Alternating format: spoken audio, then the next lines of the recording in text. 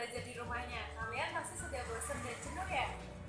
Ya, di sini Pak Erik dan Mbak Gata akan mengajarkan cara membuat buku harian yang menarik dan menyenangkan supaya kalian dapat menulis kegiatan kalian setiap hari selama belajar di rumah. Penasaran nggak cara langkah-langkah membuatnya?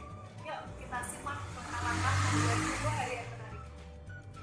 Langkah pertama yang harus kalian perhatikan adalah siapkan alat dan bahan.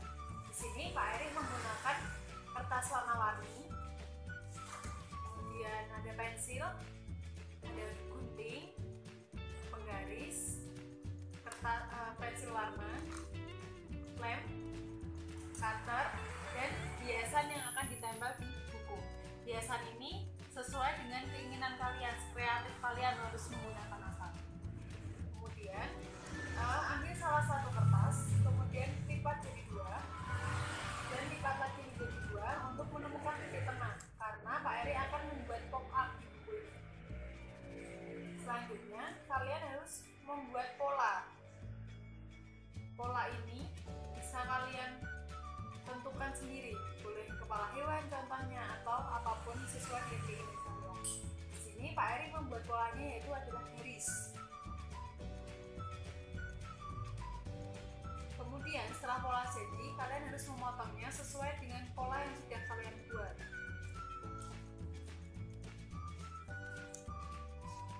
Pola yang dipotong Pak Eri tadi jadinya seperti ini. Setelah polanya selesai dibuat dan dipotong, kalian harus perlu mengingat kalau yang dibuat tidak hanya satu lembar saja, harus beberapa lembar karena kalian mau membuat buku, tidak membuat lembaran saja. Kalau sudah, kalian harus menggabungkannya menggunakan lem, atau menggunakan lem. Gabungkan beberapa kertas tadi, digabungkan. Kemudian kalian harus menyiapkan satu lembar polos tanpa pola. Fungsinya untuk membuat covernya. Jangan lupa dilem ya. Kalau sudah jadi, nanti akan membentuk buku. Nah, bentuknya yang Pak Erik buat seperti ini. Oh ya, setelah tadi menjadi buku, jangan lupa dihias. Hiasnya sesuai dengan kreativitas kalian. Ini yang sudah jadi dan dibuat oleh Pak Erik. Kurang lebih hasilnya seperti ini anak-anak. Ini halaman depan covernya. Lalu kita bisa lihat halaman selanjutnya. Di sini Pak Eri ada gulungan kertas ini dan ada amplop. Fungsinya untuk yang gulungan ini menuliskan cerita yang akan kalian tulis, cerita hari ini. Kemudian dalam amplop ini juga ada kertas. Fungsinya juga sama untuk menuliskan ceritanya. Di dalam buku ini, selain kalian menuliskan cerita tentang hari ini, kalian juga perlu menuliskan refleksinya. Seperti ini contohnya. Refleksinya di dalam bentuk lain, tidak dalam satu kertas yang sama. Anak-anak, seperti ini cara membuat buku harian yang dapat kalian buat sesuai keinginan kalian. Nah, Pak Eri ngomong-ngomong, kenapa sih kok Pak Eri mengajak kita membuat langkah-langkah membuat buku harian menarik ini? Kenapa kok tidak origami atau memasak aja gitu Pak? Jadi begini Bu Agatha, dan anak-anak juga perlu tahu, di bulan April ini tepat kita akan merayakan pesta nama Santo Pelindung sekolah kita. Nah Pak, emang Santo Pelindung kita namanya siapa Pak? Apakah anak-anak ada yang tahu? Ya, benar sekali. Santo Pelindung sekolah kita adalah Santo Petrus Canisius. Santo Petrus Canisius. Oh ya Pak, saya ingat Santo Petrus Canisius itu kan santo yang terkenal sebagai penulis itu ya? Benar sekali Bu Agatha. Oleh sebab itu, Pak Erik dan Bu Agatha mengajak anak-anak untuk membuat buku harian yang menarik dan menyenangkan. Tujuannya adalah untuk mengenang ciri khas dari Santo Petrus Canisius sebagai penulis buku. Sekian cara pembuatan buku harian yang menarik ini. Semoga dengan adanya video dari kami bisa bermanfaat di rumah untuk kalian dan bisa mengobati kerinduan kalian dengan kami. Salam sehat. Sampai jumpa. Dadah.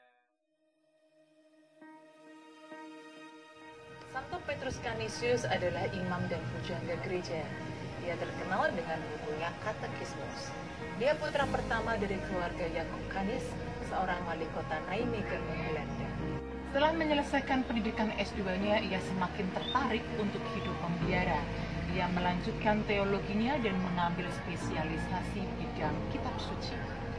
Ia memutuskan menjadi imam Yesuit setelah mendapat latihan rohani bersama Petrus Faber, salah satu pendiri Yesuit bersama Ignatius Loyola. Canisius juga sudah mendirikan banyak kolose-kolose di Jerman dan negara-negara sekitarnya. Petrus Canisius melihat kaum muda sebagai masa depan gereja yang perlu dipersiapkan untuk menjadi pribadi yang terlatih di bidang pengetahuan dan penghayatan iman Katolik. Prinsip-prinsip pendidikan yang diwariskan oleh Petrus Canisius kepada kita adalah pendidikan yang melibatkan penalaran, memberi teladan hidup, dan membesarkan hati. Gereja merayakan pesta nama Santo Petrus Canisius pada tanggal 27 April.